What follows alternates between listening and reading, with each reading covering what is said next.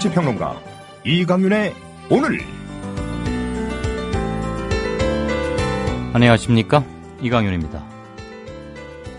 12월 1일 월요일 시작합니다. 공약사항으로 인권헌장 제정을 추진했던 서울시가 일부 종교계의 반대에 부딪히자 인권헌장 제정을 없던 일로 돌렸습니다.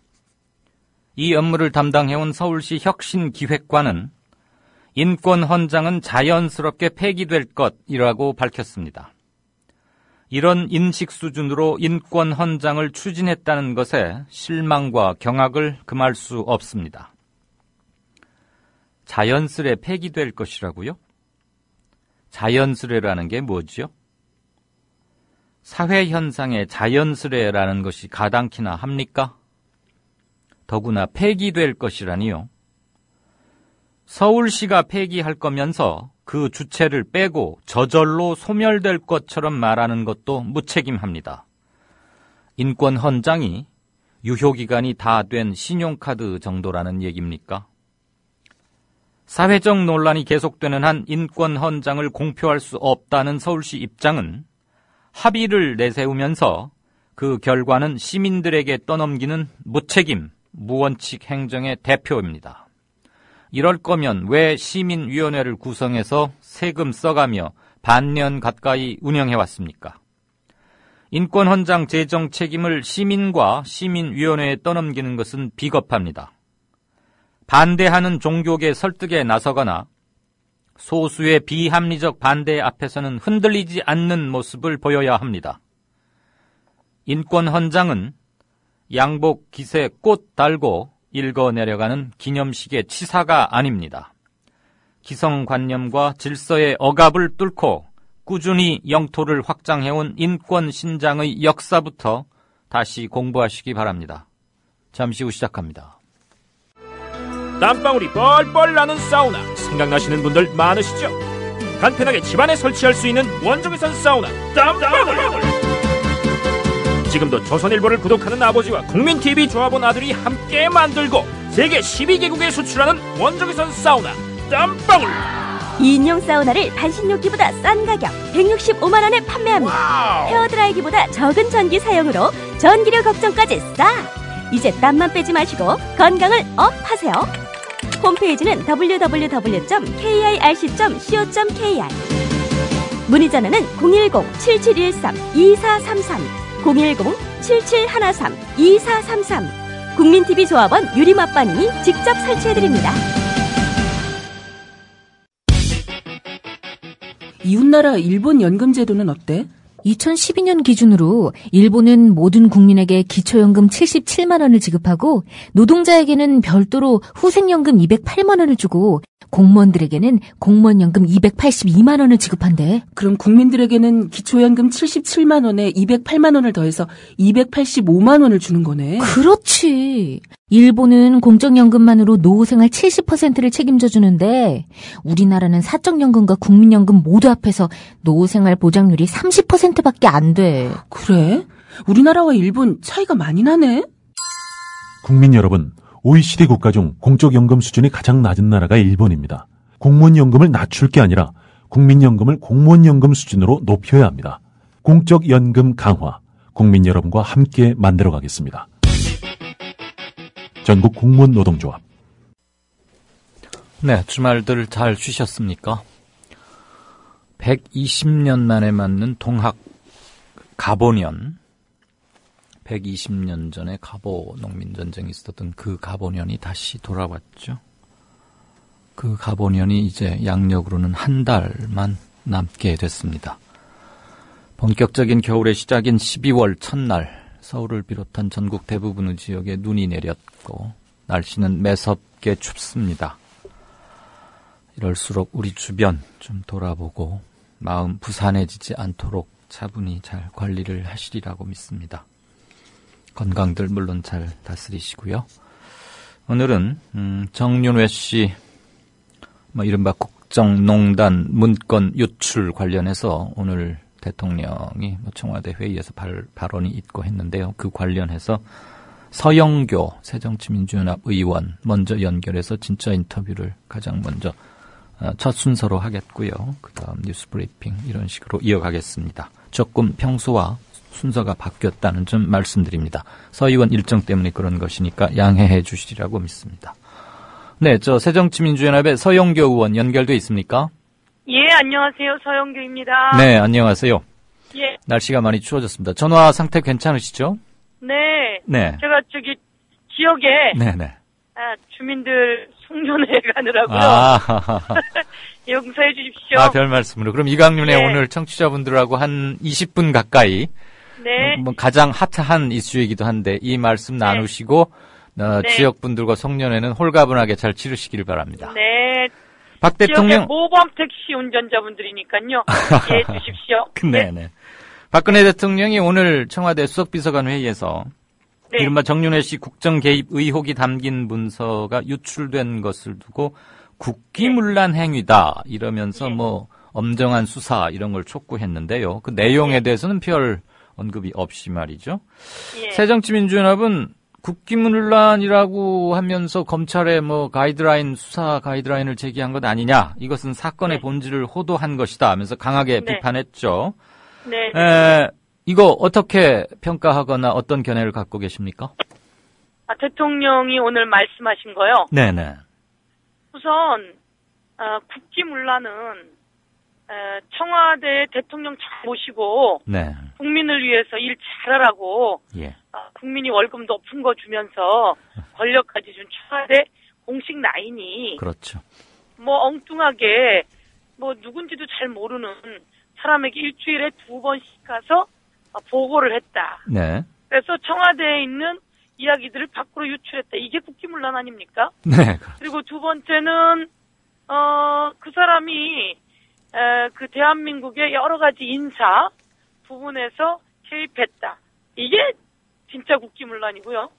거기다가 이제 청와대 비서실장 사퇴한다 안 한다 그렇게 얘기가 많더니 이게 바로 거기서 나온 얘기구나 라는 얘기가 있는 것 자체가 진짜 국기문란이라서 국기문란입니다. 이 국기문란 도대체 왜 이렇게 청와대의 라인들이 엉뚱한 사람과 같이 연계가 되어 있어서 국정이 농단되는지 진짜 실세가 바로 그 사람인 건지 진짜 실세가 누구인지 때문에 몸통을 제대로 봐야지요. 그것이 아니라 이 그나마 문건이라도 나왔으니까 이 난리가 나고 이 사실이 드러난 것이지 유출이 국기문란은 아니다. 그런데 유출이 국기문란이라고 가이드라인을 제시했으니 이 수사하는데 어찌 근본적인 수사가 잘 이루어지겠습니까? 그렇지만 검찰이 제대로 수사하기를 기대하고 있습니다. 그러니까 문건의 내용도 문제를 삼아야 한다. 유출이 국기문란 그게 전부다는 아니다 이 말씀이고요. 그렇죠. 문건의 내용은 뭔가 있었으니까 그런 문건이 만들어졌고요. 그거는 청와대 공식 문건이 되었으니 틀림없이 이 청와대 공식 문건에 있는 내용은 있는 내용이다. 사실이다. 그러면 찌라시를 갖다 모았으면 찌라시는 왜 그런 내용을 썼는지를 밝혀내든지 그럼 찌라시 내용이 사실일 가능성이 높은 거 아니겠습니까? 그래서 찌라시를 갖다가 모았다. 그러면 찌라시에는 왜 그런 내용이 나왔는지 아닐 땐 굴뚝에 연기 나겠습니까? 일본 용어여서 근데 그것을 대체할 만한 마땅한 우리말이 없기 때문에 우리가 찌라시라고는 하는데 정보지라고 그러더라고요. 찌라시 이른바 찌라시가 항상 100% 사실이거나 그렇지 않은 거는 물론 우리 서 의원님도 잘 아시고 청취자분들도 다 아시는 거지만 지금 현재 서 의원 말씀은 그 이른바 문건 내용의 신빙성은 비교적 있다. 이렇게 평가하시는 거죠. 공직기강 비서관실에서 만들어졌다면요. 그 사람들이 엉뚱한 내용을 가지고 문건을 만들었을 리는 없고 정말 치밀한 것은 그 문건에 있는 내용으로는 정보지에 미리 교체설이나 이런 걸 흘려놓고 마치 그런 흐름으로 가게 만들었다라고 하는 것은 더 기가 막힌 것 같고요.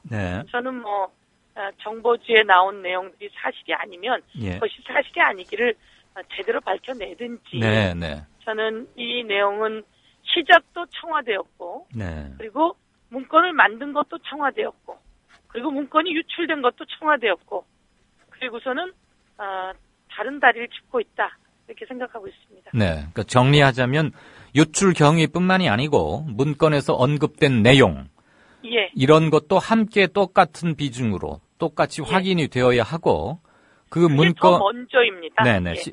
순서는 그렇겠죠. 그리고 문건을 보고 받은 뒤에 청와대 해당 라인들이 어떻게 움직였고 어떤 조치를 취했는지도 그렇죠. 최대한 다를 국민에게 공개하기는 좀 힘든 점도 있을 수 있겠습니다만은 예. 백보양보해서 말이죠. 그런 예. 것들이 함께 투명하게 공개되어야 그나마 좀 예. 설득력을 지닐 수 있는 거 아니냐 이런 식으로 이해하면 될 것 같습니다. 그렇습니까? 예, 그렇습니다. 그 서 의원께서는 이것을 정윤회 게이트다 이렇게 이름을 딱 지으시기도 예. 했는데 예. 이른바 정윤회 씨를 비롯한 비선 라인이 청와대 인사를 좌지우지하고 또 예. 일부 국정농단도 하고 있다. 이건 지금 사실로 보신다는 얘기죠. 그 문서에 그렇게 들어있으니까. 그러니까 그 문서를 100% 신뢰하는 건 자신들이 감찰한 내용이잖아요. 예. 그리고 그 감찰을 그동안은 안 했다고 했거든요. 네. 감찰을 안 했다고 청와대가 숨긴 것부터 문제고요. 네.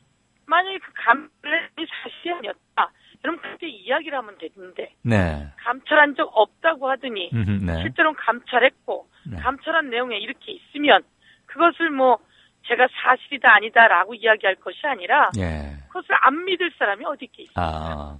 네. 모두 다 그것을 그렇게 믿을 수밖에 없는 거죠. 이미 그런데 네. 정말 황당한 내용인 거죠.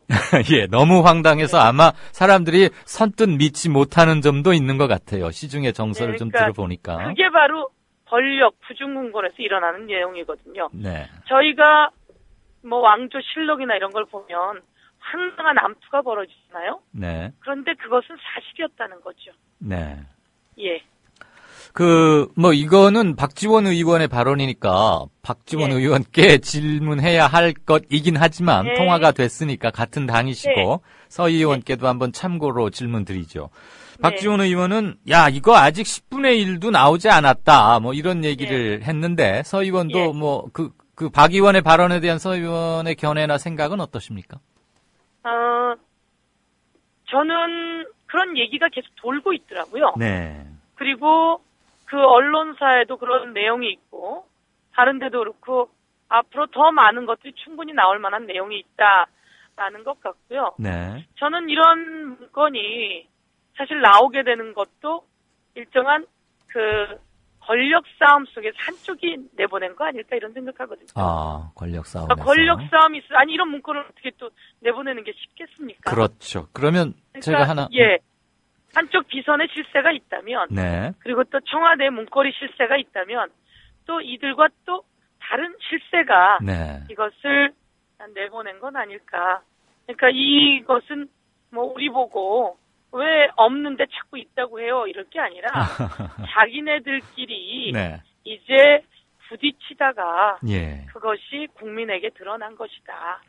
그것을 언론이 용기 있게 지적한 것이다. 네. 그런 생각이 들고 대통령께서는 감찰이 사실이 아니다. 그 내용이 사실이 아니다. 이렇게 얘기하셨잖아요. 네. 그러면 그 내용 보고받으셨던 내용 아니겠어요? 그렇죠. 보고 시점은 모르지만 어쨌거나 보고는 그렇죠. 받았겠죠. 네. 그러면 그게 아니다라고 확실한 건지. 네. 제가 보기에는 감찰한 적 없다. 보고 제대로 안 됐다. 비서실장 정도에게 보고됐다. 이렇게 얘기를 했으니 여보세요? 네. 네, 제가 생각하기에는 네. 이것은 대통령도 모르는 일 아니겠는가? 네. 이런 생각이 듭니다. 글쎄요. 대통령에게 언제 보고됐는지도 궁금한 그렇죠. 대목 중에 하나죠. 그렇죠. 보고가 되었는데 대통령이 왜 이게 사실이 아니라고 판단한다면 그만큼 많은 자료가 객관적인 근거가 있지 않았을까요? 네. 그럼 그런 내용도 다 공개한다면 되는 것 아닐까? 이것은 야당이 좀 문제제기를 해서 이렇게 되는 게 아니고요. 예. 하여간 만만의 얘기, 문고리 비서관 이야기 이게 어디선가 계속 흘러나왔고 네. 그게 정보지를 흘렀든 뭐랬든 감찰은 청와대가 했고 보고서도 청와대에서 흘러나왔고 알겠습니다. 그리고 이 내용도 청와대가 이야기했으니 네. 예. 그 관련해서 다음 질문 드리죠. 방금 답변하시는 과정에서 몇몇 그룹 간에 무슨 모종의 갈등이나 암투 끝에 어떻게 튕겨져 나오듯이 유출된 거 아닐까라는 추론 내지는 합리적 의심을 제기하셨는데 만약에 유출을 해서 어느 쪽이 누가 이익을 보리라고 보고 계십니까? 사견이어도 좋습니다. 그런 누가 이익을 보고 이런 거보다는요. 네. 이게 누가 이익을 보려고 이런 게 아니라. 아니, 유출을 했을 때 이것이 몰고 올 파장은 충분히 짐작할 수 있는데, 그러면 어느 쪽에서 이걸 유출시키면서 무엇을 기대하고 이렇게, 굉장히 핵심적인 내용이 담긴 것을 유출했을까라고 한번 우리가 추론을 해보자는 거죠. 그러니까 이제 제가 생각할 때는 그들의 암투가 있었다. 이런 것들도 다 이제 도는 이야기인데. 네. 중요한 건 그렇게밖에 볼 수가 없는 거죠. 예. 우선 한쪽은 공직 라인이라고 하는 대통령의 어떤 총무비서관, 부속실장 이런 라인들과 바깥에 있는 비선 실세가 같이 연결되어 있고 수시로 보고했다. 그러면 하여간 이익을 보려고 하는 사람인지는 모르겠으나 저는 이것이 틀렸다, 잘못됐다, 감찰까지 되어 있기 때문에 고쳐야 된다. 라고 지적되었음에도 불구하고 그냥 덮여 있는 것이 문제가 있기 때문에 이 내용이 나오지 않았을까. 그렇다면 여기에 반대선에 있는 사람이 누구인지는 저희도 잘 모르겠어요. 근데 그동안 언론에 계속 나온 것은 정윤회 씨가 박지만 씨를 미행했다는 언론의 보도가 있었고 거기에 대해서 또 법적 조치가 있었고 이래서 우리들은 그런 것들인가라는 생각을 할 수는 있지만, 이거는 하여간 밝힐 부분은, 공개할 부분은 청와대 측이 아닐까 생각합니다. 그리고 그 공식 라인의 비서관들이 이야기를 해야 되고, 아니면 공식 라인에 있으면서 이렇게 하는 건 무조건 대통령에게 누를 끼쳤다는 이야기거든요. 그런데 잘못된다는 이야기이기 때문에 전 책임져야 된다 이렇게 생각합니다. 유출자를 밝혀낼 수 있을지는 몰라도 권력의 암투 과정까지를 검찰 수사가 밝혀내리라고 기대하는 사람들은 그렇게 많지 않을 것 같아서 우리 정치권에 있는 서 의원에게 그걸 한번 질문 드려봤고요.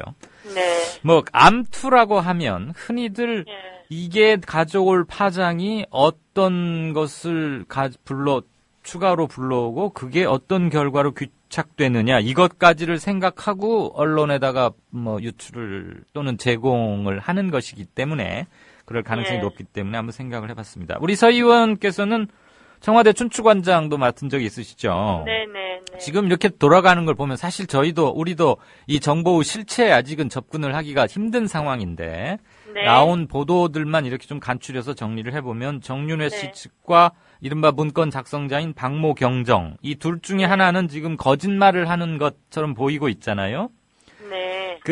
이런 식의 권력 암투 내지는 정면으로 둘 중에 하나는 이제 거짓말이 명백한 이런 것들 지난 참여정부나 국민의정부 그때 이런 게 있었던가요? 박모 경정이 얼마나 힘이 센지 제가 잘 모르겠고요. 그쪽이 거짓말한다 이렇게 보기에는 박모 경정도 직이 걸려 있는 사람인데 제가 볼 때는 이거는 이제 그 공직기강 비서관실에서 일을 했던 실무자였기 때문에 이 논란이 계속 의혹이든 바깥 실세의 이야기든 내부의 논의보다는 밖으로 나갔다 온다는 게 많든 그러니까 지시를 받았을 것이고 그 공직기강 비서관실은 일을 해야 되는 임무가 있습니다. 그것을 하지 않으면 임무를 방기하는 것이죠. 저희가 청와대에 있을 때도 마찬가지로 민정비서관실에서는 민정수석실에서는 내부에 있는 그 대통령 친인척 측근 청와대 관계자들에 대해서는 지속적으로 그 감찰들을 해왔습니다. 왜냐하면 청와대는 권력이고 가장 깨끗해야 하고 그 사적이어서는 안 되기 때문이죠.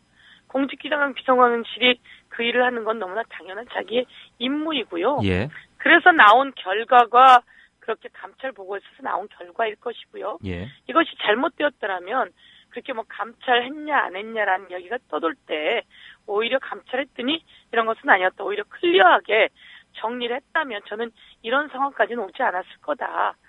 저는 이게 처음부터 이 문제가 있는 것을 알았고 그리고 덮어버리려고 했기 때문에 네. 이것은 골마 터진 것이다 이렇게 생각하기 때문에 문제의 책임 소재는 청와대에 있는 겁니다. 네네. 누가 유출을 했건 이런 것은 그 다음이고요. 그러면 가장 힘이 있고 실세라고 하는 그 비서관들이 이 부분에 대해 책임을 지는 과정과 수순을 밟아 나가야죠. 그러면서 또한 이게 그냥 유출됐다면 그런 것도 공직기강에 문제가 있는 거죠. 예. 그러면 유출이 아니라 공개적으로 밝히고 투명하게 했으면 됐을 것을 네. 유출되는 상황까지 만든 게 문제가 되었다. 저는 이렇게 생각합니다. 예, 사실 그건 뭐 들어보면 너무나 당연한 얘기이긴 예. 한데 대강 덮거나 충분한 예. 조사가 이루어지지 않은 채로 지난 4월 말에 조웅천 전임 공직기강 비서관을 옷을 벗기고 청와대를 내보내면서 유야무야 끝내려고 하다가 제대로 되지 않았기 때문에 지금 이 사태까지 온 게 아닌가. 지금 이것들은 그 드러난 팩트만 가지고 징검다리를 건너듯이 해보면 도달할 수 있는 결론 같거든요.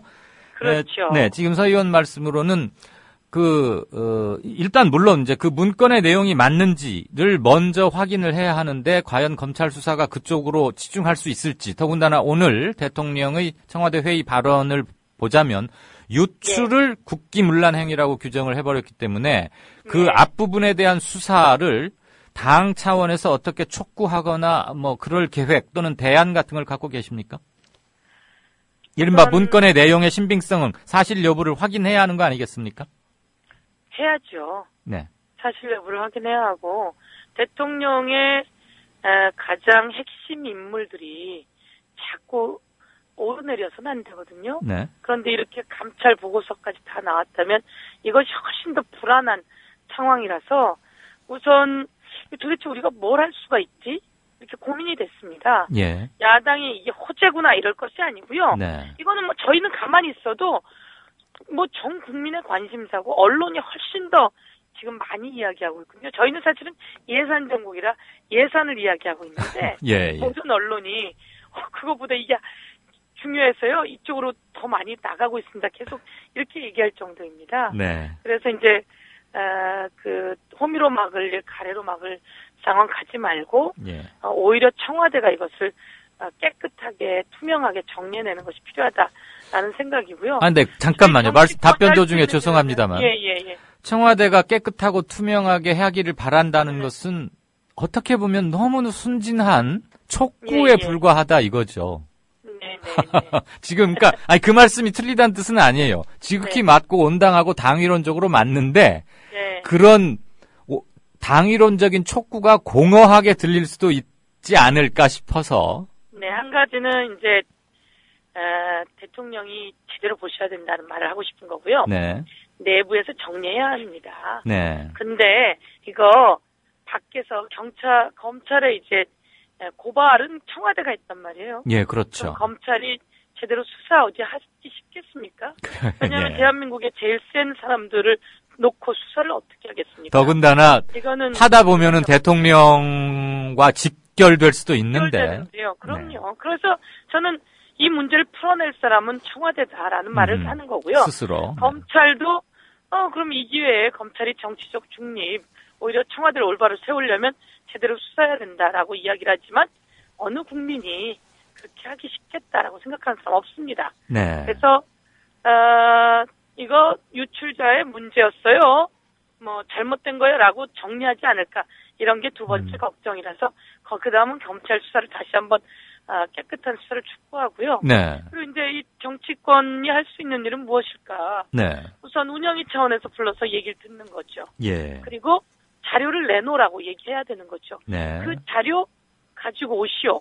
와서 그것이 우리가 잘못된 건지 아닌지도 우리 한번 판단해 봅시다. 그렇죠. 갖고 오시오. 그래서 보려고 하는데 그들은 안 논했겠죠. 네. 그러면 또 이것이 어디에서 권력 싸움으로 또다시 무슨 문건이 나올지 모르겠지만 10분의 1밖에 안 까졌다는 이야기도 있고 더 많은 것들이 뒷받침되다 보면 대한민국을 피해는 국민이 보게 됩니다. 하여간 그 피해를 국민에게 돌아가지 않게 저희 정치권도 저희가 우선 국정농단 비선라인에 국정농단 진상조사단을 꾸렸고요. 네. 여기서 좀 더 치밀하게 해보겠지만 청와대가 안 내놓는 이 공적인 공간에서도 안 내놔요. 네. 이런 자료 모든 거의 한계를 가지고 얼마나 밝혀질지는 어렵다. 그러나 국민은 아무도 대통령의 말씀을 그렇게 쉽게 믿지 않는다. 네. 그리고 국민은 어느 누구도 청와대가 이건 아니다라고 하는 말을 믿지 않는다. 네. 이 과정이 국민에게 불신을 안겨주는 과정이다. 그렇다면 청와대는 흔들릴 수밖에 없다. 네. 라고 하는 경고를 하고 싶습니다. 소통이 안 되는 것과 불신은 지금 채 2년이 안 됐지만 그동안 충분하다 못해 차고 넘칠 만큼 진행이 된 것 같은데 그럼에도 네. 이런 일이 계속되고 또 이런 일이 터졌음에도 이 문제를 접하는 청와대 특히 대통령의 인식이 좀 한쪽으로 치우친 게 아닌가 하는 생각을 도저히 떨칠 수는 없습니다. 어쨌거나 검찰 수사에 일단은 그래도 뭐 기대랄까? 그래도 일단은 지켜봐야 하는 아직은 그런 타이밍이겠죠. 고발된 내용이 사실은 네. 이제 그 관계자들 명예훼손이라든지 유출 경위 네. 이런 게 사실 고발됐거든요. 청와대가 고발을 했으니까. 네. 그래서 검찰의 그 사실 여부 확인은 제가 보기에는 고발된 내용으로는 기대하기는 어려울 것 같습니다. 한계가 있을 것이다. 예, 왜냐하면 고발된 내용이 그런 내용이기 때문에요. 네. 예. 그 마지막 질문 드리겠습니다. 이 건과는 뭐 크게 밀접하지는 않아 보입니다만은 많은 국민들의 관심은 또 하나 이른바 사자방 비리에 대해서 국회가 어떤 차원의 조치 또는 행동을 할 수 있는가 그리고 그 건에 관한 제1야당의 결기나 입장 이런 걸 좀 듣고 싶어 합니다. 아직 뭐 결정된 건 설령 없다 하더라도 또 그리고 사자방 관련 특위나 멤버가 아니라 하더라도 서 의원 개인의 사견을 포함해서 당의 입장을 좀 간략히 정리 좀 부탁드립니다. 저는 객관적으로만 이야기 말씀드리겠습니다. 네. 22조의 국민의 혈세가 들어간 4대강 거기에 눈 가리고 아웅으로 8조를 더 수자원공사에서 빚을 내게 해서 총 30조가 들어간 4대강. 지금 뭐 4대강이 시름을 하고 있습니다. 네. 그리고 오히려 아프고 잘못됐고 주변에 있는 그 농민들이나 이런 사람들은 큰 피해를 보고 있는 상태입니다. 이 4대강 당연히 국정조사 해야죠. 그리고 그 도대체 누가 이 많은 국민의 혈세를 가져가게 된 건지 권력형 비리라고 하는 것을 찾아내야 하고요. 네. 저희는 꼭 관철시킬 겁니다. 관철. 자원 외교 황당한 일입니다. 감사원 감사 결과 그리고 새누리당 뭐 지금 뭐 전부 다 그 자원 외교는 엄청난 혈세를 잃었다라고 하는 것이 충분히 이야기되고 확인된 내용입니다. 네. 그리고 방산비리 뭐 지금 계속 튀어나오고 있고요. 그래서 이제 이것이 동시에 꼭 해야 된다 이러기보다는요. 저희 같은 경우에는 집중해야 될 내용은 있고 그러나 꼭 세 가지 다 해야 한다라는 입장이죠.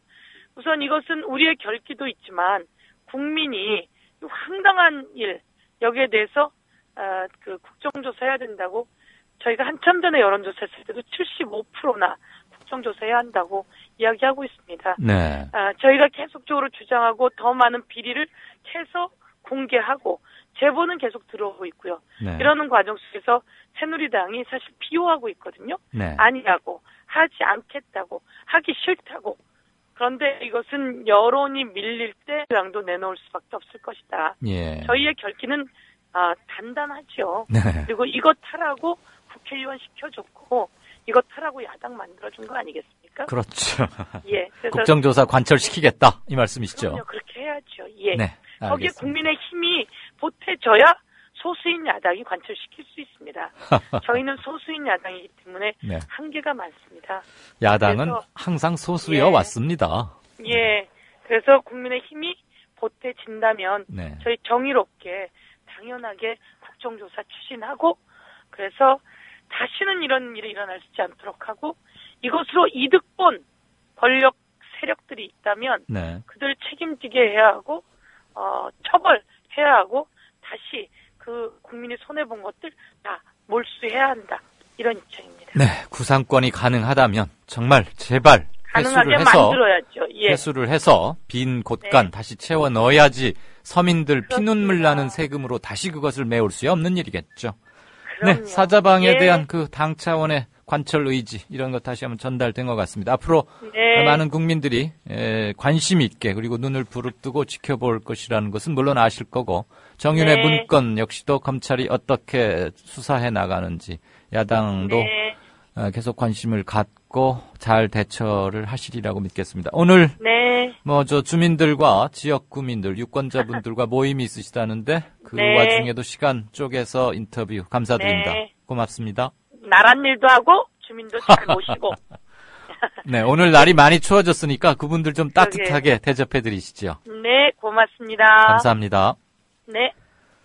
진짜 인터뷰. 오늘은 지금까지 새정치민주연합의 서영교 의원과 함께 정윤의 문건 파동, 누가 이득을 볼 것인가, 대통령의 상황인식은 괜찮은가, 검찰 수사는 어떻게 될까, 그리고 사자방 비리 관련 국정조사 등에 대한 당의 입장도 일부 들어봤습니다. 이제 막 시작된 사건이고 아직 정보를 충분히 갖고 있지 못해서 답변 중에 일부 미흡하다고 느끼실 수도 있겠지만 그 모든 것을 함께 행간을 헤아리는 자세로 한번 우리도 관심을 갖고 지켜보시죠. 네, 뉴스 브리핑으로 이어가겠습니다. She makes me wonder, she makes me wonder. 김현주 PD가 단독 취재했습니다. 이곳은 공주보 상류입니다. 이미 20일 전쯤 이곳에서 큰빛 이끼벌레의 번식이 확인됐지만 이후 아무런 조치도 취해지지 않았습니다. 국민TV 뉴스K의 막내인 김현주 PD. 하루 4분 리포트를 위해 아침부터 밤까지 열정을 아끼지 않는 그녀. 자신이 하는 일을 설명하는데. 전태일 열사 아시죠? 자기 몸과 노동법전을 함께 태웠던 분 말이에요. 제가 하는 일은 오늘의 전태일에게 마이크를 들이대는 일, 그 일이에요. 미디어 협동조합. 이 세상에 억울한 사연이 모두 사라지는 그날까지 최선을 다하겠습니다. 조합원 가입으로 동참하실 수 있습니다. 지금까지 종로 보신각 집회 현장에서 국민TV 뉴스 김현주입니다. 네, 6시 3분 들어왔습니다. 이 일 때문에 지방에 가 있는 김용민 PD 연결해서 뉴스 브리핑 듣겠습니다. 김 PD 연결돼 있습니까? 예. 네. 나와 있습니다. 예. 춥죠? 어디가 있어요, 지금? 예, 벌써 카페에 있습니다. 그래요. 예. 많이 춥던데. 자, 세계일보가 보던 정윤의 문건, 국민 절반 이상이 아마 그거 사실일 거다, 이렇게 믿고 있다면서요? 예, 그렇습니다. 오늘 그 여론조사 결과가 하나 나온 게 있는데요. 네. 내일신문 여론조사입니다. 네. 여론조사 기관 디오피니언에 의뢰해서 지난달 30일 전국 성인 800명을 대상으로 조사한 건데, 지난달 30일이면 바로 어제죠. 그렇네요. 네. 뭐라고 봅니다만은. 예. 자, 최근 한 언론이, 세계일보가 박근혜 정부의 비선 실세로 꼽히는 정윤회 씨가 대통령 특근 3인방을 통해서 국정에 개입했다는 의혹을 제기하니까 청와대에서는 전면 부인하고 있다. 네. 비선 실세의 국정 개입 의혹이 사실이라고 생각하느냐라고 물었더니 무려 55.8%가 사실일 것이다 이렇게 답했다고 합니다. 사실이 아닐 것이라는 응답은 새누리당 고정 지지층과 비슷한 26.1% 정도고요. 네. 모름, 무응답은 18.1%였습니다. 사실일 것이라는 응답은 60대 이상을 제외한 전체 연령대에서 과반을 넘었습니다. 30대와 40대에서 특히 높았고요. 30대 같은 경우 70%입니다. 그렇군요. 20대는 56.8, 50대는 55.9 비슷합니다. 60대 이상에서만 사실일 것이라는 응답은 29.5%로 다른 연령층보다 확실히 적었지만은 그 사실이 아닐 것이다. 그러니까 청와대 주장이 허위일 것이다. 네. 이런 응답도 33.6%에 불과했습니다. 그러니까 사실일 것이다라는 대답보다도 허위일 것이다라는 응답이 더 많은 점에서 봤을 때 정윤의 국정 개입 의혹 이게 흡사하네요 보니까. 예. 자, 이번 조사는 유선전화 면접조사와 무선전화 TV를 활용한 조사를 병행했는데 표본오차 95% 신뢰 수준의 플러스 마이너스 3.5%포인트고 응답률은 20.3%였습니다. 네. 적지 않네요, 응답률이. 그렇네요. 응답률이 20% 넘는 건 그렇게 흔히 있는 일은 아닌데 그만큼 사건에 대한 관심도를 반영할 수도 있는 것이고 그런데 참 이게 보니까 말이죠. 전체 언론들을 보면은 정윤회 씨의 국정 개입이 사실이라면 문제가 있다. 이런 있을 수 없는 일이다. 진실을 규명해야 된다라는 목소리에 있어서는 뭐 조중동을 비롯해서 연간 수백억대 정부 지원을 받는 국가기관 뉴스통신사인 연합뉴스도 한 목소리를 내고 있습니다. 오늘 연합실론을 보니까 말이죠. 박근혜 대통령이 정윤회 문건 유출을 국기문란으로 규정하면서 검찰의 엄단을 지시한 데 대해서 이 정도 선에서 상황이 진정 국면으로 접어들 것이라고 보는 국민은 별반 없을 것 같다. 대통령이 실기하지를 않기를 바란다. 이런 말을 했었습니다. 앞서 뭐 인터뷰에서도 이야기가 오갔겠습니다만은 이 대통령이 이 문제를 측근의 그야말로 국정농단 이렇게 보는 것이 아니라 이 문건이 유출된 점 여기에만 지금 초점을 맞추고 있는 거 아니겠습니까? 형평을 잃은 거죠. 네. 예, 뭐 이 본질은 호도하고 말이죠. 본질을 호도하고 말이죠. 이렇게 맥락도 무시하고 또 국민의 근본적인 의문, 불신에 대해서는 뭐 모른 척, 못 본 척 이러고 있으니 이 뭐 수백억대 지원을 받고 있는 연합뉴스조차 대통령에게 쓴소리를 하는 것이 아니겠는가 이런 생각을 해봅니다. 네, 문건이 외부로 유출돼서 언론에 보도됐을 때 누가 가장 타격을 입을 것인가, 그리고 어느 쪽이 상대적으로 이익을 볼 것인가, 이런 것들에서 바라보면 그렇게 문제가 복잡하지 않을 수도 있는데, 네, 어쨌거나 그 유출 이후뿐만이 아니고 유출 이전 단계, 문서 작성 및 청와대 내부 보고, 그리고 보고를 받은 최윗선이 어떤 조치를 취했는지 이런 것들까지 함께 설명이 되지 않으면 검찰이 어떤 수사 결과를 내놓든 그것은 반쪽짜리 신뢰받기는 어쩔 수 없는 게 아닌가, 그런 생각은 좀 듭니다. 자, 대법원 기사 하나 볼까요? 그거에 앞서서 일본 언론의 보도 그렇죠. 일본 언론들이 세계일보의 정윤회 문건 보도 그리고 청와대 고소, 이거 뭐 대서특필했다고요?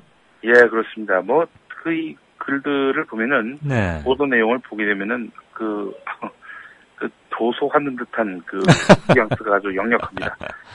일본의 연합뉴스를 할 수 있는 교도통신이요. 박근혜 대통령의 측근인 남성이 정권 2인자 김기춘 비서실장을 몰아내려 하는 등 정부 고위직 인사에 개입했다, 이렇게 보도했습니다. 청와대에는 사실무근이라며 부인하고 이 문제를 보도한 세계일보를 고소했지만 야당이 조사를 요구하는 등 소동이 벌어지고 있다, 이렇게 전했는데요. 교도통신은 이 측근이 박근혜 대통령의 비서 출신인 정윤회 씨로 세월호 침몰 당일에 박근혜 대통령 행적과 관련해서 산케이 전 서울지국장 기소로 이어진 보도의 주인공이라고 소개를 했습니다. 아사히 신문도 박근혜 대통령 전 보좌관이 청와대 비서관들과 비밀리에 만나서 김기춘 비서실장 사퇴 분위기를 조성하도록 한 사실이 드러났다면서 청와대가 이 사건과 관련해서 세계일보를 고소했다고 보도했습니다. 라이니치 신문도요, 청와대 내부감찰 보고서의 내용과 청와대 세계일보 고소 방침을 전하면서 정권 내부의 의혹을 지적하는 보도에 민감하게 반응하는 박근혜 정권의 특징을 다시 한번 보여주고 있다, 이렇게 말을 했습니다. 그러면서 이제 이번 사건을 비롯해서 청와대가 한국 언론을 상대로 명예훼손 손해배상 소송과 형사 고소를 적어도 6건 진행하고 있다고 덧붙였습니다. 지지통신이라고 있죠. 지지통신도요. 그늘의 실력자인 정윤회 씨가 정부 인사에 부당하게 개입하려 했다는 청와대 내부 문건 내용을 전하면서 가토다스야 전 산케이 서울지국장 기소권과 관련해서 이번 국정농단 논란과 연결지었습니다. 청와대 대변인은 근거 없는 소문을 모은 것이라고 문건 내용을 부인했지만 비슷한 내용의 보고서는 있다, 이러면서 문건의 존재 자체는 인정했다고 보도했습니다. 이게 대체 무슨 나라 방식입니까, 이게? 아이고, 참. 아마 또 그 산케이 고소건과 더 얽혀서 일본 언론들이 평소보다도 훨씬 더 많은 지면과 뉴스 가치를 부여하면서 할애한 게 아닌가 싶습니다. 어쨌거나 참.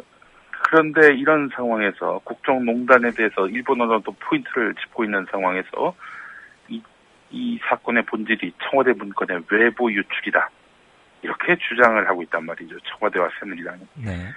그렇게 주장하는 쪽은 청와대와 새누리당밖에 없다는 점을 자기들은 인식하고 있는지 모르겠습니다. 어쨌거나 그 문제의 본질을 바꾸려고 해도 그렇게 될 수는 없죠. 왜냐하면 그 원인이 해명되지 않으면 결과를 설명할 수 없으니까. 그래서 말입니다. 네. 자, 그리고 얼마 전에 네. YTN 6인의 해직 기자 중에 이제 셋 나뉜 상태에서 대법원 최종 판결이 나왔는데. 네. 권석재, 우장균, 정유신 기자 이 세 명은 해고는 무효하다. 그러니까 복직시켜라라는 게 이제 그날 대법원의 판결 아니었습니까? 네. 출근 시작했나요? 예, 오늘 출근했습니다. 우장균 기자, 이 한국기자협회장도 지내지 않았습니까? 네. 2008년 해고될 당시에는 40대 중반이었는데, 네. 6년이 지났습니다. 지금은 50대 초반입니다. 네. 아들의 복직 판결 소식을 들었을 때 어머니는 하염없이 기뻐하면서도 나머지 3명, 그러니까 해고가 확정된 노종면, 그리고 현덕수, 조승호, 네. 그리고 현덕수 예. 세 기자에 대해서 걱정을 하셨다는 겁니다. 네. 근데 사실 우장균 기자 어머니도 박근혜 대통령을 지지했지만 지난 대선에서는 아들 생각 때문에 반야직 제가 지지했다고 하는군요. 김 PD 약간 전화감이 좋지 않은데 조금만. 예. 오케이. 예. 예. 됐습니다 이제. 예. 자, 그리고 우장균 기자는 그렇게 해서 이제 오늘 국정을 이제 출근을 하게 됐는데 네. 오늘 해직될 당시에는 서울 남산 숭례문 앞에 서울역 앞에 서울 남대문 네. 남대문 숭례문 앞에 있는 사옥에 출근을 했었다가 이제 해직을 당했는데 YTN이 상암동으로 이전을 했죠. 그랬죠. 상암동 YTN 사옥으로 출근을 했는데 YTN 노조 조합원 80여 명이 해직 언론인의 복직을 축하하기 위해서 이렇게 앞에서 도열했었다고 하는군요. 네. 자, 우장균 기자, 지금까지 여러분이 해직 기자를 보살펴주고 회사 간부와 어려운 싸움을 했었는데 이제는 여러분보다 앞장서서 나머지 3명의 복직을 위해 싸워나가겠다 이렇게 다짐했습니다. 네.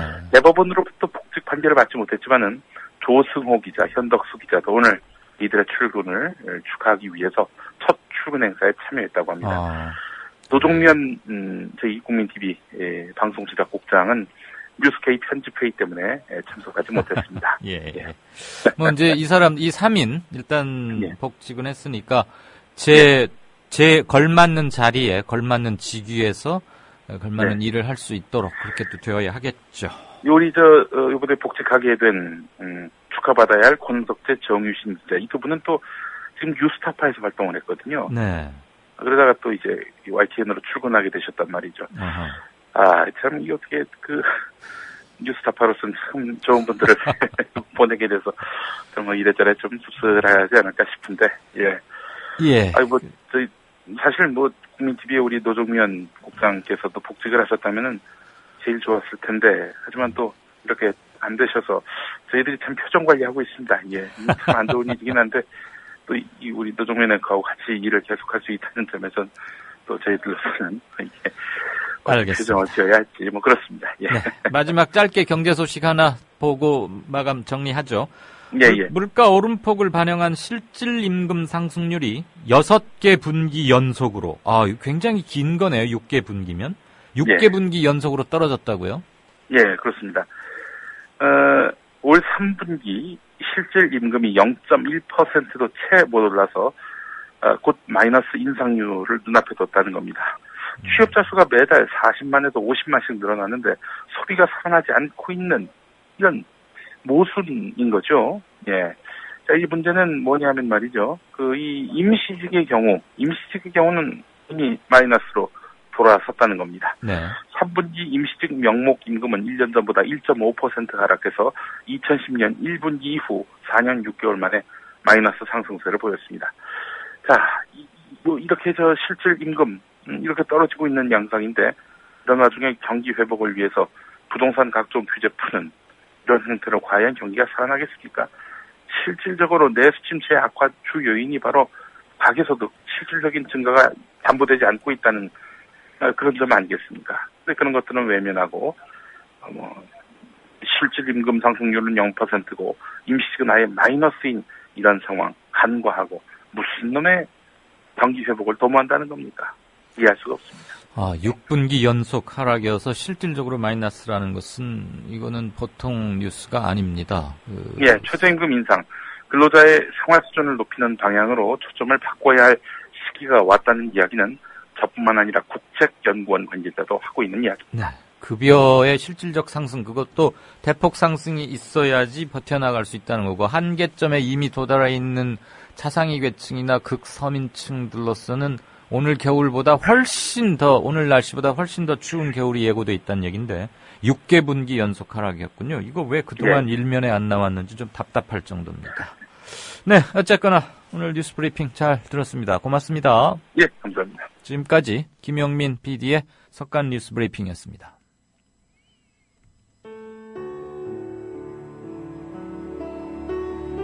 경남 거창에 사는 조합원 백함나무님.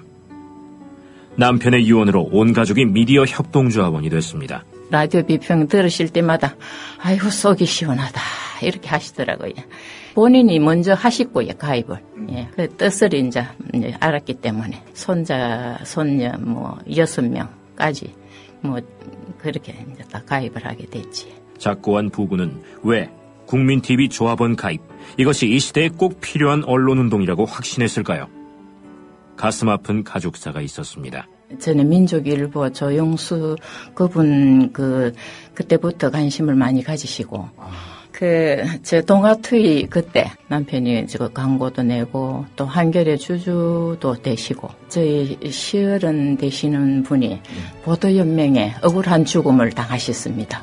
중학교 때 아버지가 억울하게 그리고 옥살이 하실 때 그 도시락을 가지고 감옥에 가서 어느 날 갑자기 이제 총살 당했다는 그런 걸 안 겪었으면은 또 평범하게 살았을 수도 있는데.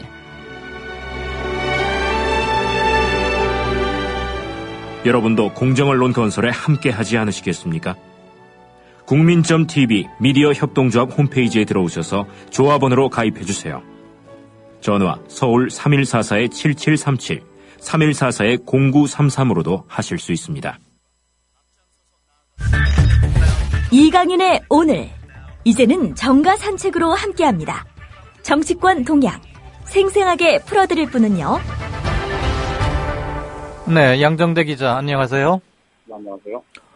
날씨가 꽤 추운데 혹시 기자실에서 전화하시는 건 편치 않죠? 타사 기자들도 듣고 하니까. 네, 혹시 좀 추운데 외부에서 통화하거나 이런 건 아닙니까? 좀 걱정되네요. 아니요, 지금 실내에 있습니다. 아, 괜찮아요.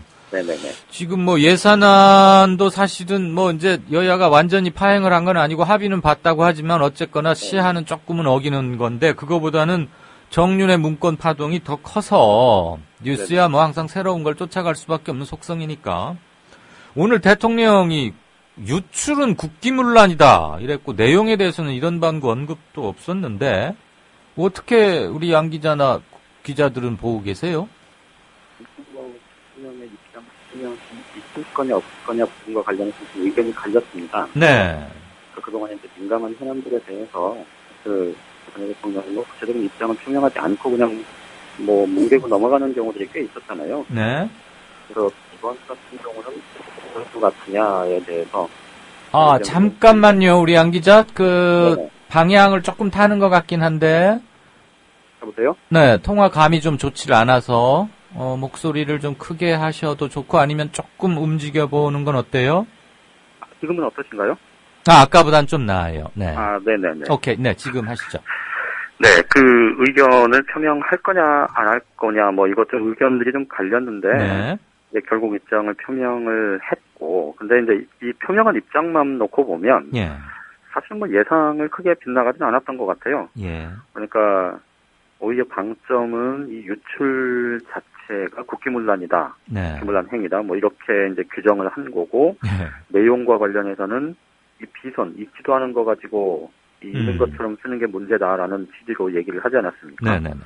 그러니까 결국 엊그제 청와대에서 이건 찌라시 짜깁기 수준이다라고 얘기를 했던 거에 비춰서 보면 오늘 박근혜 대통령이 검찰의 엄정한 수사 명명백백히 밝혀달라고 얘기를 한 게 결국은 문서의 진위 여부, 그러니까 문서에 나와 있는 내용의 진위 여부와 이 유출 경로 이 두 가지인데 예. 결국은 방점은 후자 쪽에 있었다고 보는 게 맞을 것 같고 예.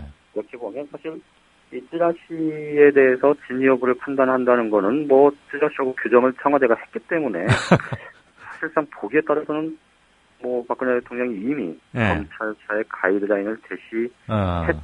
이제 이렇게 볼 수도 있겠죠. 예. 당연히 이제 야당은 그렇게 반발을 하고 있고요. 예. 문제는 처음에 보도가 나왔을 때 지난주 초반이죠. 지지난주죠. 제가 말씀을 드렸던 게 그동안 정말로 이렇게 뒤쪽에서만 예. 이 얘기가 이름이 나왔었던 정윤회 이 관련한 얘기가 이제 본격적으로 이 공론의 장으로 나오는 거다라고 말씀을 드렸는데 예. 기억나요. 네. 이게 이제 결국은 그렇게 된 거고 이제 중요한 건 실제로 정윤회 그다음에 박근혜 대통령의 친동생인 박지만 이 두 사람 사이의 알력 관계 이게 결국 이 권력 핵심부의 인사나 또는 각종 정책 방향이나 이런 것들과 관련해서 네. 적지 않은 이 영향력을 행사해왔다. 혹은 박근혜 대통령의 정책 수준이 실질적으로 직간접적으로 영향을 적지 않게 받아왔겠구나라는 이제 추론이 가능해지는 겁니다. 네. 그렇게 되면 사실 일반 국민들 입장에서 보면 도대체 이 나라 이 정부는 도대체 뭘 기준으로 어떤 프로세스를 거쳐서 정책이 준비되고 실행되는가에 대해서 사람들이 이제 신뢰를 그만큼 하지 않을 공산이 큽니다. 예. 오늘 대통령이 수석 비서관 회의를 주재하면서 처음에 얘기한 게 그거 아닙니까? 내 정말 밤잠 안 자고 시간 쪼개가면서 국정에 내가 이렇게 노력하는데 이게 이제 국민들한테 나 그렇게 열심히 하고 있는데 도대체 왜 이 난리냐라는 취지 아닙니까? 그렇죠. 이게 결국 국민들이 어떻게 받아들일지 참 저는 답답한데 보기에 따라선 대통령의 발언이 이 여권 전체로는 앞으로 우리가 어떻게 대응해야 되겠다라는 그런 큰 방향을 제시해 준 것일 가능성도 꽤 있지 않습니까? 예. 그러면 당장 이제 오늘 김무성 대표, 이완구 원내대표 다 이 실체도 확인이 안 되는 이 얘기 때문에 이 국가 경제에 발목을 잡히는 일 또는 과도한 정치 공세가 있어서는 안 된다 이렇게 주장을 했는데 그러면서 이제 검찰 수사를 통해서 일단 진실 사실관계부터 밝혀보자 이런 것 아닙니까? 예. 그런데 뒤집어 놓고 보면 오늘 제가 이완구 원내대표 본인은 아니고 이완구 원내대표 쪽 사람들의 얘기를 들어보면 그쪽에서는 이거 검찰 수사가 되겠냐 이렇게 오히려 반문을 합니다. 네. 이게 무슨 얘기냐면 대통령이 가이드라인을 제시한 상태에서 검찰이 실제 청와대를 압수수색해서 사실관계를 밝혀낼 수 있겠느냐. 네. 두 번째, 이 당사자 중에 한 명인 김기춘 청와대 비서실장이 검찰 수사에 직접 응해서 사실관계에 대해서 진술을 하겠느냐. 예, 그거죠. 이 두 가지가 충족되지 않으면 사실은 검찰 수사 하나만 하라는 거예요. 그렇죠. 네. 이게 여권 내에서도 이미 이제 알고 있다는 얘기 아닙니까? 네. 그러니까 결국은 이게 이제 권력을 잡고 있는 쪽에서 시쳇말로 이렇게 뭉개려고 맘 먹으면 이게 쉽게 밝혀지기가 어렵고 특히나 이 유출 경로 누가 유출했느냐 왜 유출했느냐 이런 걸로 이제 이 초점을 옮아가게 되면 사실 이 비선 라인 조직의 국정농단이 있었느냐 없었느냐라는 본질적인 문제가 확 가려질 공산이 크지 않습니까? 네. 더군다나 지금 이 파장이 큰 이 일본 언론인을 기소한 것도 마찬가지였는데 국내 유력 일간지의 기자들을 직접 고소 대상으로 삼았단 말이죠. 예.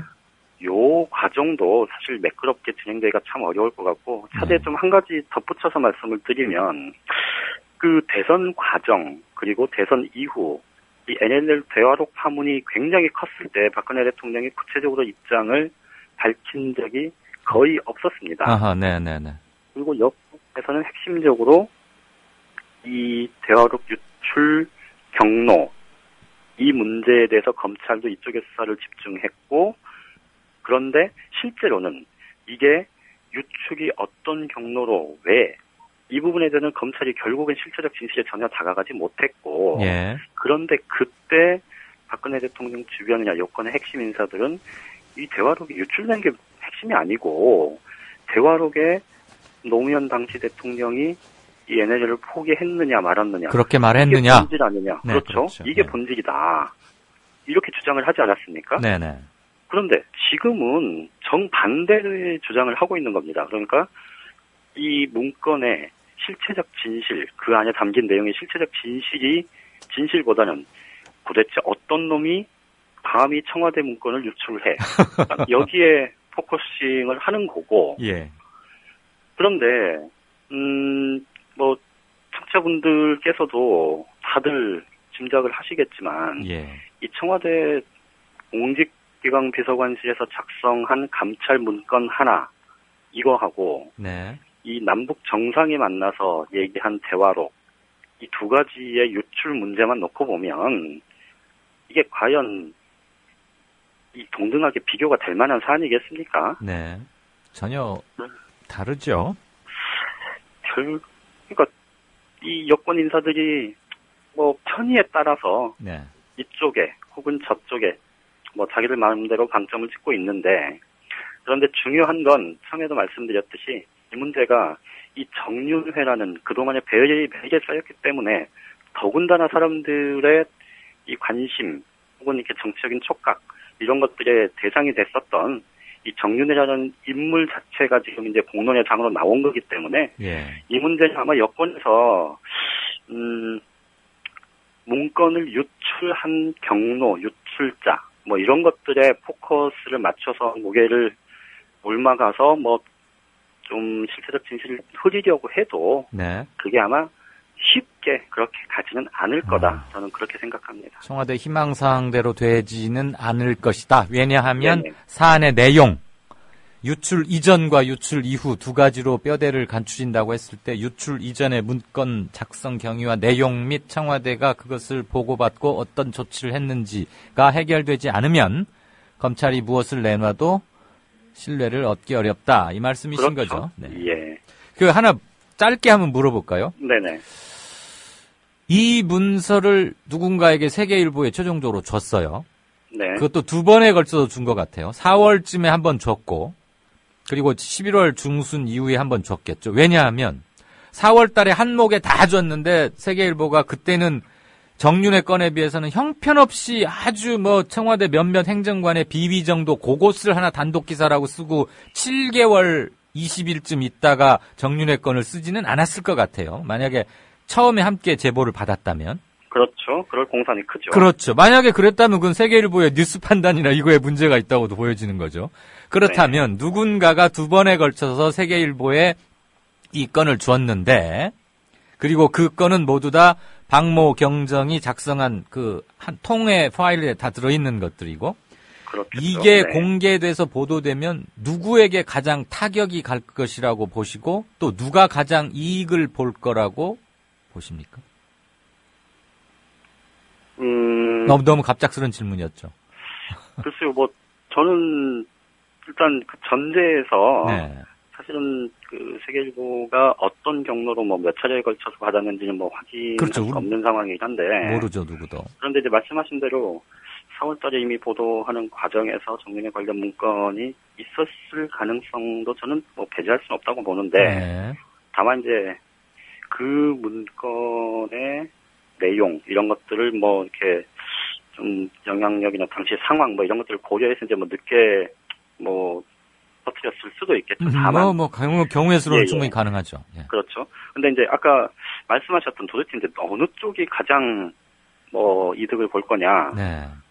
이게 이제 그 이득을 보는 쪽에서 사실은 이 문건의 유출, 경로 이런 것들이 이제 연계돼서 좀 뭐 추정이 될 수도 있을 텐데. 예. 뭐 일각에서는 지금 이 정윤회, 박지만 이 두 사람 간의 갈등 관계 속에서 어떻게 보면 김기춘 청와대 비서실장이 좀 뭐랄까요 그 표현이 좀 그렇긴 한데 고래 싸움에 새우등 터지는 격으로 아하. 뭐 이렇게 오르내리고 있다 뭐 이렇게 얘기를 하지만 네. 사실 따지고 보면 제일 저는 개인적으로 그 세 사람 중에서는 김기춘 청와대 비서실장이 가장 득을 보고 있는 상황 아닌가 싶습니다.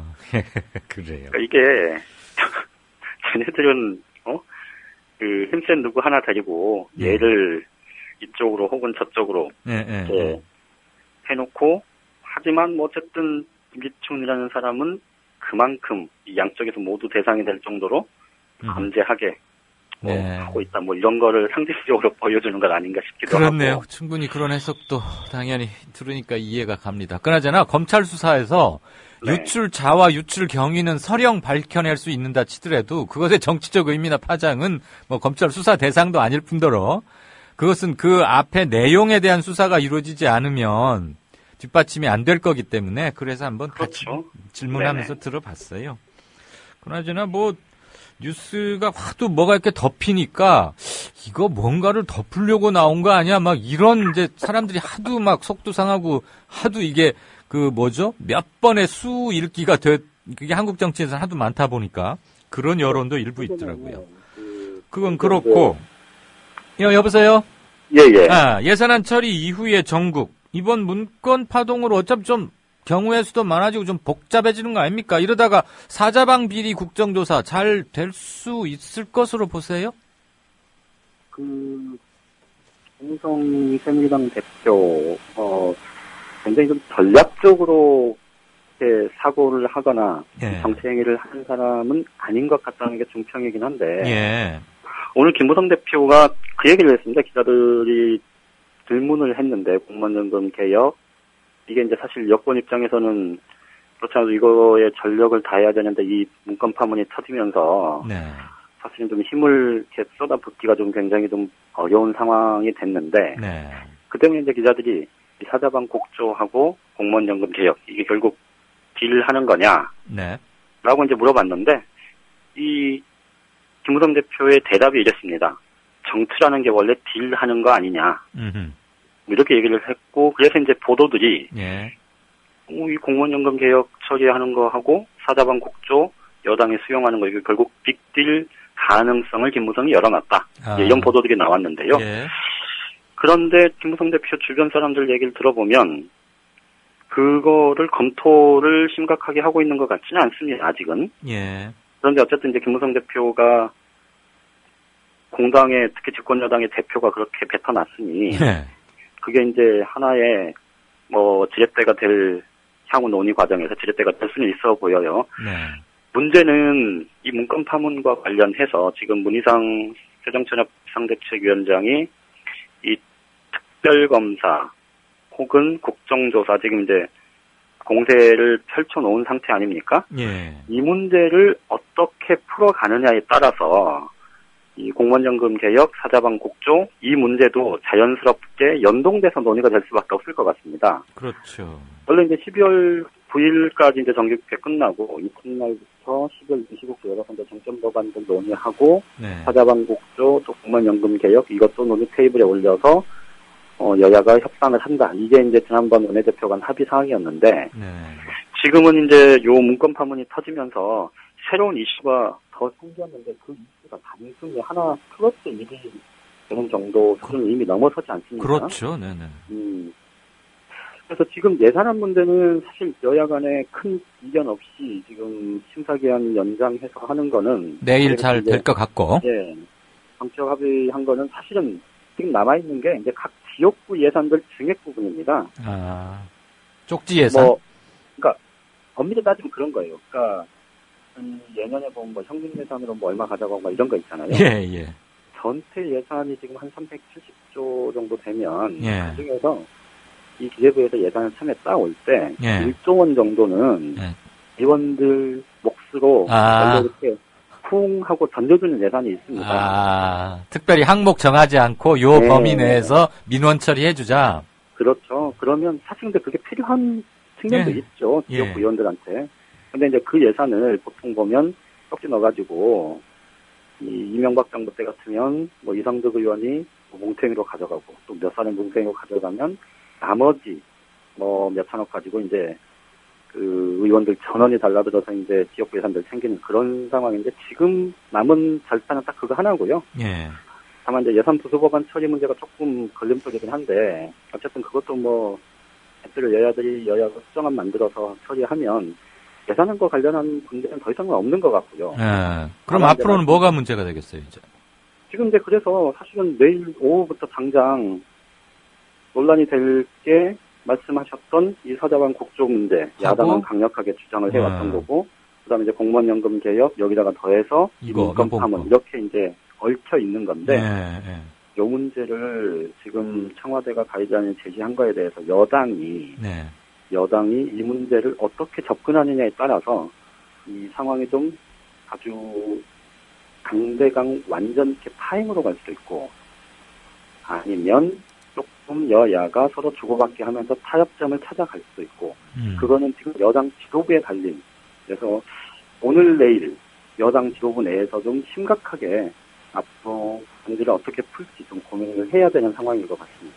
알겠습니다.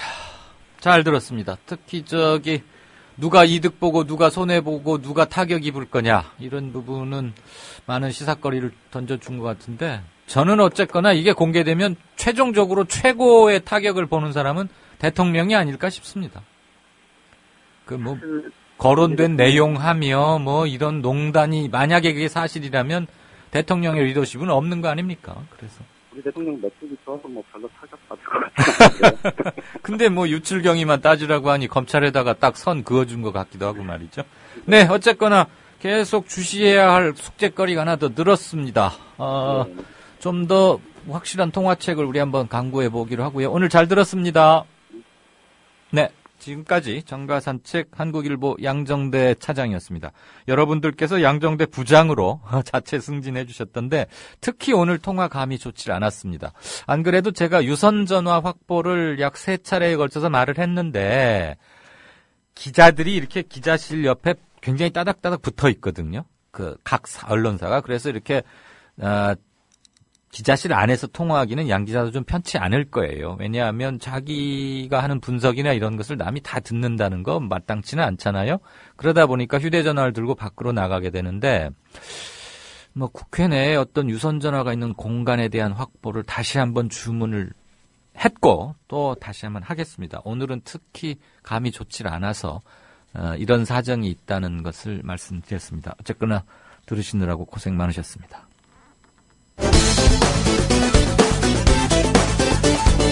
측근 비리를 용납 못한다는 정치인 박근혜. 야당 대표였던 2005년. 윗물이 맑아야 아랫물이 맑습니다. 대통령 측근과 친인척 등 권력 실세들의 부패와 비리를 막는 것이 부패 척결의 핵심 과제라는 점을 우리는 체험으로 알고 있습니다. 앞으로 한나라당은 부정부패 척결에 솔선수범할 것이며, 그러나 그녀는 정윤회의 입장인 최태민과의 관계 문제로 2007년 추궁받았는데, 인명진 목사와 박근혜 후보의 후보 도덕성 청문회 때 문답. 박정희 대통령 국무비서관을 지내신 이 손우련 씨가 계신데, 이분이 월간조선 2005년 11월호에 자기의 비망록에 대해서 인터뷰를 한 기사가 있습니다. 1977년 9월 12일 밤 대통령은 근혜양과 김재규 중앙정보부장 및 백광현 정보부 7국장을 배석시킨 가운데 구국봉사단 최태민의 부정부패와 뇌물수수 혐의에 대해 친국을 했다. 박 대통령은 오늘 나에게 큰 영예인 근혜영과 관련해 무리를 일으켰던 최태민 구국봉사단 총재를 거세하라는 지시를 내렸다. 대통령이 나에게 지시한 내용은 3가지였다. 최태민을 거세하고 향후 근혜와 청와대 주변에 얼씬도 못하게 하라.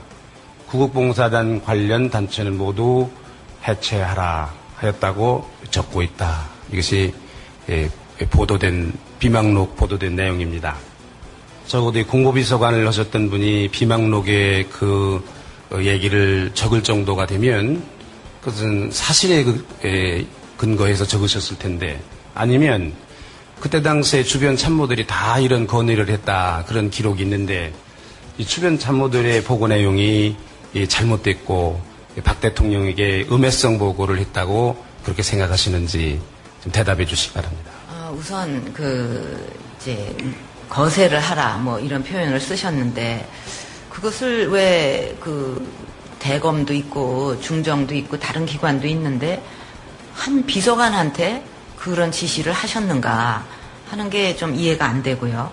또 구국봉사단을 해체해라 이렇게 지시하시는 것도 이 비서관이 그렇게 하고자 하시고 할 일이 아닙니다. 그런 입장에 있을 그 사람이 아닌데 왜 여기다가 지시를 하셨는지 모르겠고, 또 그 후에 구국봉사단 활동은 더 넓어져가지고 굉장히 많은 그 정신운동도 하고 봉사활동도 하고 또 신문에 전부 그게 보도가 됐습니다. 아버지도 다 알고 계시고, 제가 구국봉사단에 어떤 행사가 있어서 갔다가 오면 아버지께 저녁에 식사할 적에 제가 이런 행사에 오늘 다녀왔는데 이런 봉사활동도 있었고 이런 그 격려사를 했습니다. 참 말씀을 드렸어요. 그 아버지가 구국봉사단 활동하는 거 다 알고 계셨고 그거에 대해서 그 격려도 해주셨고 그랬는데 왜 이런 지시를 손의련 씨한테 내리셨는가? 이거는 뭔가 그 비망론 자체가 좀 이상하다 그런 생각이 듭니다. 또 그 청와대 그 비서관을 지낸 분들이라고 해서 전부 그 어떤 그 사실에 입각한 증언을 하지 않을 수도 있습니다. 제가 그 어떤 제 수필에도 썼지만 세상에 이렇게 그 인심이 변할 수가 있느냐, 또 이렇게 배신을 할 수 있느냐 하는 거에 대해서 많은 그 비애를 느꼈습니다. 박근혜 대통령님, 그러니까 손의련 씨가 이렇게 한 거군요. 국민을 대표하는 대통령에 대한 모독적인 발언도 그 도를 넘고 있습니다. 이것은 국민에 대한 모독이기도 하고 국가의 위상 추락과 외교 관계에도 악영향을 미칠 수 있는 일입니다.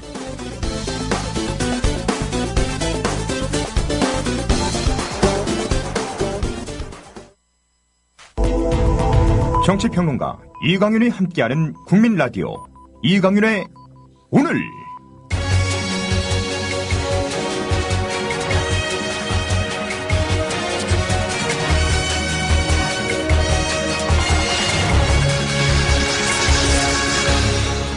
이강윤의 예리한 시각. 이제는 뉴스의 행과 간을 짚어냅니다. 네, 6시 42분 막 들어왔습니다. 오늘 뉴스 행간이 조금 늦어졌죠. 말씀드렸다시피 진짜 인터뷰를 맨 앞에 하면서 이렇게 됐는데, 오늘은 조금 훈훈한 기사라고 할까요? 오늘 한겨레 삶의 톱으로 나왔던 코롱 해고노동자 10년 싸움, 그 10년 새에 과천 주민들과 따뜻한 동지가 됐다라는 제목의 기사 앞부분을 하나 적고, 이건 크게 뭐 이렇게 분석이라기보다는 같이 생각해보는 그런 식으로 말씀을 올릴까 합니다. 먼저 기사 일부 들으시죠. 벌써 10년 응답하라 코오롱이라 적힌 손팻말을 든 이화영 씨는 빗속에서도 꿋꿋이 자리를 지켰다. 코오롱 해고자들의 복직을 위한 시민들의 1인 시위는 일주일 넘게 경기도 과천시 코오롱 본사 주변에서 이어지고 있었다. 10년은 넘기지 말아야 하니 제발 한 번이라도 이 사람들 이야기 들어달라고 시작한 일인데 이젠 돈 없고 백 없는 사람은 이렇게 무시해도 되나 화가 나더라고요. 지난 28일 1인 시위를 마치고 정부 과천청사역 4번 출구 코오롱 본사 앞에 세워진 천막으로 돌아온 이 씨가 말했다. 이 씨처럼 1인 시위를 마치고 옹기종기 모여 앉은 6명의 동네 사람들은 커피 한 잔에 겨울비가 몰고 온 추위를 녹였다. 네, 제목과 들으신 기사에서도 드렸지만 10년 세월입니다. 10년. 엊그제 대법원에서 판결이 났던 YTN 기사건도 횟수로 치면 7년 아니었습니까? 그들에게 얼마나 소중한 인생의 한 대목이 대법원에서 썩는 그 판결을 기다리는 동안만 3년 7개월을 허비한 거죠. 그동안에 그들의 인생의 시계는 아마 멈춰져 있지 않았을까. 어딘가에서 무슨 일을 하긴 했지만 그들의 인생이 제대로 잘 작동되고 돌아갔으리라고 추측하기는 대단히 어려울 겁니다. 그런데 지금 혹시 과천에 사시거나 과천을 지나다니시거나 지금은 이제 세종로로 갔지만 과천 정부청사에 일이 있어서 가시거나 하시는 분들은 아마 보셨을 겁니다. 옛날 구 과천 정부청사 큰 길 건너편에 코롱 본사 사옥이 있는데요. 그 앞에 가면 텐트 천막이 있고 팻말들이 적혀 있고 합니다. 그 세월이 10년입니다. 그 사건의 개요는 이렇습니다. 코롱은 지난 2005년, 그러니까 지금으로부터 딱 10년 전이죠. 경영 악화를 이유로 구미 공장에서 78명을 정리해고했습니다. 해고당한 노동자들은 부당해고라고 소송을 냈지만 대법원은 마치 쌍용차에서처럼 지난 2009년에 회사 손을 들어줬습니다. 부당해고 아니라는 겁니다. 그로부터 지난한 싸움은 물론 그 전에도 항의와 농성은 계속 시위는 있었지만 그로부터는 정말로 힘든 싸움이 됐었죠. 왜? 2009년에 대법원에 의해서 그 해고는 정당하다고 했으니까, 부당해고가 아니라고 했으니까 더 이상 코롱과 교섭을 하거나 무엇을 요구할 권리가 있는 노동자가 아닌 겁니다. 그런데 그날 이후로 단 하루도 쉬지 않고 그들은 그 천막을 떠나지 않았습니다. 여름이건 겨울이건. 그 10년 세월이 지나는 동안에 모두 78명이던 해고자 중 복직 투쟁을 계속하는 사람은 이제 단 12명뿐입니다. 그 사이에 단식 농성도 했고 고공 농성도 했고 본사 천막 투쟁, 길거리 노숙 투쟁 이런 거 계속 반복했습니다. 그렇지만 다들 일단은 생존의 문제를 해결해야 하는 거 아니겠습니까? 먹고 사느라 바빴죠. 그래서 많은 수가 흩어졌고 어쩔 수 없는 선택을 하셨을 겁니다. 그러다가 3년 전에 다시 과천 코롱 본사 앞에 천막을 세울 때 그리고 농성장을 지킬 수 있었던 것은 최일배 위원장 등 딱 2명뿐이었습니다. 78명에서 2명으로 줄어드는 사이 그들의 삶이 어떻게 나락으로 떨어졌을지, 그들이 어떤 고통에 빠졌을지는 충분히 짐작하기 어렵지 않을 겁니다. 그렇게 78명에서 2명으로, 그리고 2009년에 대법원의 확정 판결이 난 이후로 어디 의지가지 할 데도 없는 사이가 됐는데 이들에게 이웃이 생겼습니다. 그 이웃은 뜻밖에도 과천 주민들이었습니다. 그들은 겉보기에 일단 흉측할 수도 있죠. 조금 빨간 스프레이로 뭐가 칠해져 있고 자기 동네에 이런 게 있으면 다들 그렇지 않습니까? 그런데 그 중에 몇몇 분들은 천막 안으로 들어왔습니다.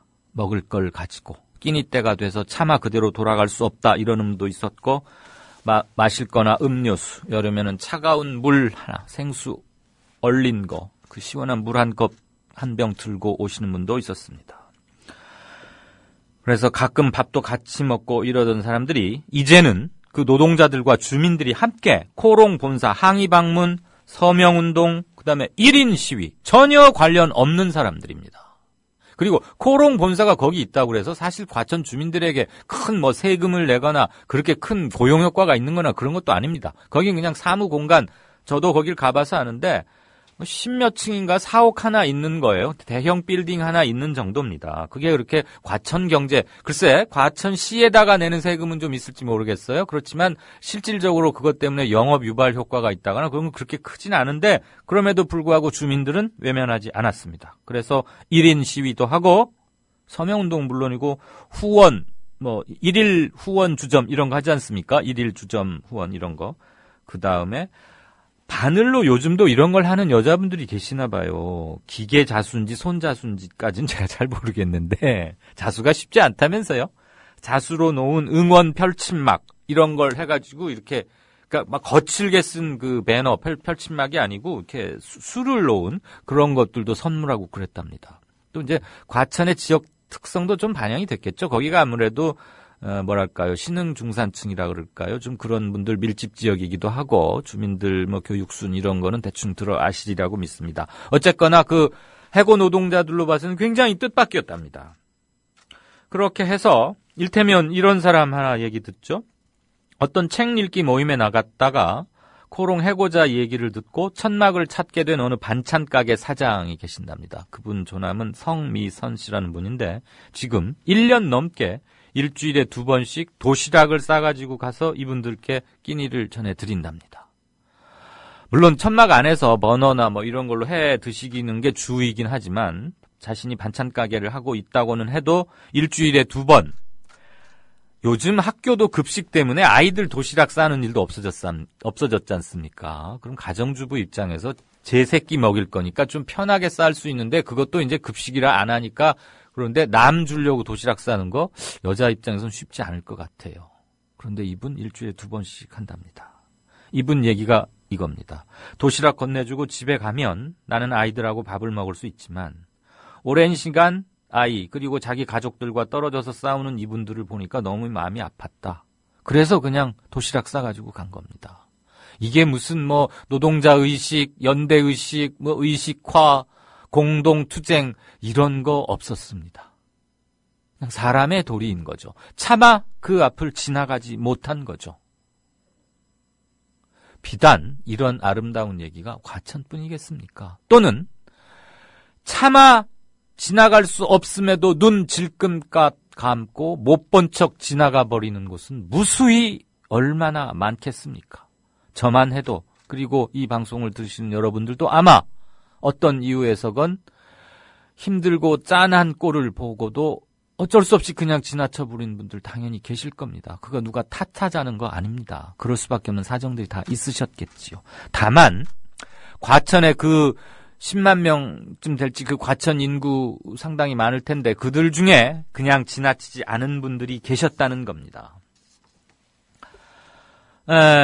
지금 여전히 단식 중인 해고 노동자, 단식 농성 중인 해고 노동자, 그리고 이들을 3년째 응원하는 이웃들이 원하는 건 딱 하나, 대화입니다. 법적으로는 끝났지만 재산적으로, 민사적으로, 그리고 일했던, 자기 청춘을 바쳐서 일했던 코롱과의 얘기는 할 수 있는 거 아니겠습니까? 그래서 10년째 이들은 대화를 요구하고 있습니다. 그런데 그들이 본사에서 이들을 만나준 건 딱 한 번밖에 되지 않았습니다. 10년 동안.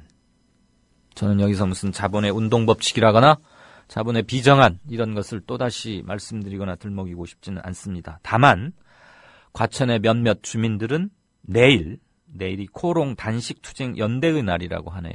거기에 날이 굉장히 춥게 예고돼 있지 않습니까? 지금 영하 7도까지 내려간다는데, 물론 야외에서 하는 거죠. 함께 한답니다.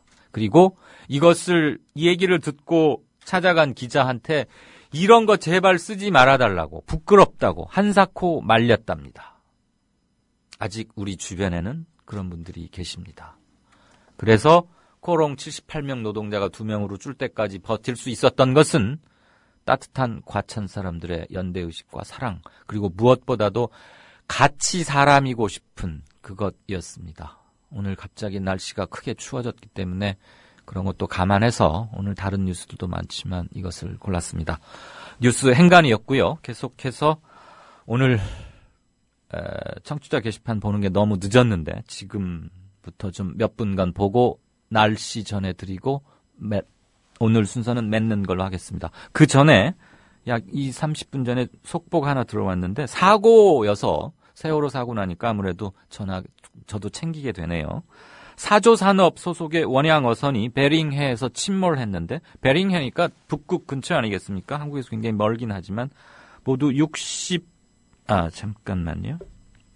첫 보도하고 두 번째 보도가 좀 달랐습니다. 첫 일보에는 62명 승선했고 1명 사망이라고 들어왔는데, 그 다음 속보에서는 60명 승선, 8명 구조, 1명 사망. 이게 6시 한 30분가량 현재입니다. 추가로 사망자가 늘지에 대해서는 속보를 따로 챙기시는 게 좋겠습니다. 네, 이런 사건 사고가 들어왔고요. 늦었지만 보죠. 석양의 건맨님, 훈훈합니다. 과천 시민들 감사합니다. 네, 저도 읽으면서 날이 더 추워서 이걸 골랐는데 과천 시민들 존경합니다. 다름과 닮음. 그래서 박근혜 대통령은 원칙과 신뢰의 정치인, 한 번 한 약속은 반드시 지키는 정치인이다라는 말은 조중동, 문국세, 이게 신문 이름이군요. 조중동, 문국세 등 사이비 언론이 만들어낸 사기짓이라는 것이 만천에 드러났다. 나라 꼴이 돌이킬 수 없을 정도로 엉망진창인데, 어쨌든 이번 문건 파문, 작성 및 유출, 특히 그 작성된 내용의 사실 여부, 이런 것들 책임을 져야 할 것이다. 이런 얘기하고 계시고요. 말씀 주셨습니다. 고맙습니다. 이게 늦게 읽으려니까 제가 마음이 바빠지네요. 한 2번쯤 나눠 읽어야 되는데. 양정대 기자 오늘 통화 특히 안 좋았던 거, 통화료 대비 품질이 나쁘다 이런 얘기도 주셨고. 전화 연결 개선 방법은 찾고 있습니다. 근데 유선 전화가 가장 좋은데 그 확보가 어려워서 말이죠. 조금만 기다려 주십시오. 죄송합니다. 저도 애가 많이 탑니다. 김기춘의 나라인가 정윤회 십상시 도대체 이게 무슨 놈의 얘기란 얘긴가. 나라 국격을 좀 챙기자. 체면 있게 살자. 사람답게 살자. 이런 말씀. 워렌 버핏 67조, 좌삐리 좀비님, 그리고 지영팬, 격려의 말씀 고맙습니다. 이외에 글 남겨주신 분들 다 소개 못 드려서 죄송합니다. 늘 고맙습니다. 날씨 듣겠습니다.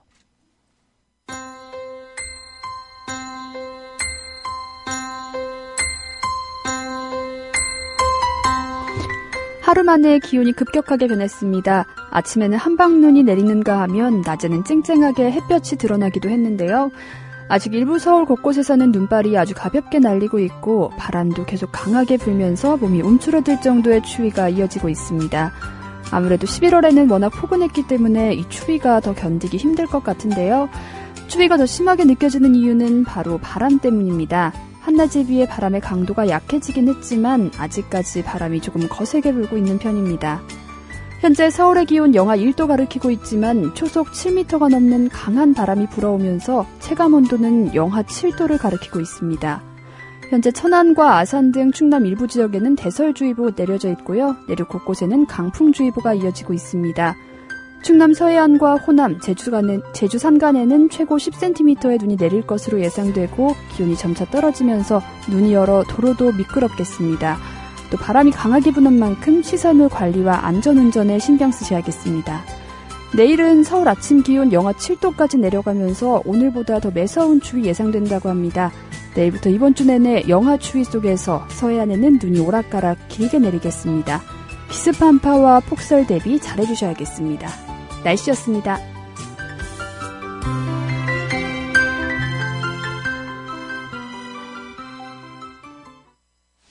네, 내일 아침 영하 7도까지 내려간다는데 바람이 세차니까 체감온도는 그보다 훨씬 더 많이 내려가겠죠. 하나마나한 소리입니다만 건강 각별히 챙기시고 이럴 때일수록 우리 서로 옆을 바라보고 같이 나누십시다. 이강윤의 오늘 순서는 여기까지입니다. 저는 내일 저녁에 다시 뵙겠습니다. 들어주셔서 고맙습니다.